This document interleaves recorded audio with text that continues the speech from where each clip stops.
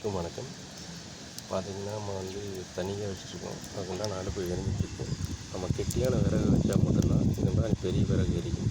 பெரிய விறகு எரிக்கிறதுக்கு என்ன பண்ணணும்னா, சின்ன சின்ன விறகுலாம் வச்சு, அதாவது தேங்காய் மட்டை, தேங்காயோட தொட்டி, சின்ன சின்ன சருகுகளை வச்சிங்கன்னா பெரிய விறகு கண்டி பிடிச்சி, ஒரு சின்ன மீன் போட்டு பெரிய மீன் பிடிக்கிறது இல்லையா, அந்த மாதிரி தான் தீ பற்ற வைக்கிறது தனியாக வச்சுட்ருக்கோம்.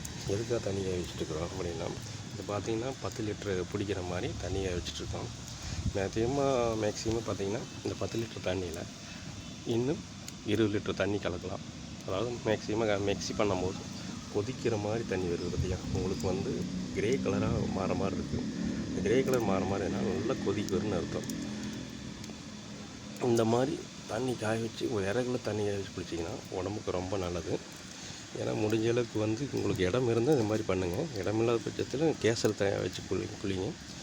எதுனால விறகுல வச்சு குளிக்கிறோம் அப்படின்னா அடுத்த வீடியோ கண்டிப்பாக உங்களுக்கு சொல்கிறேன்.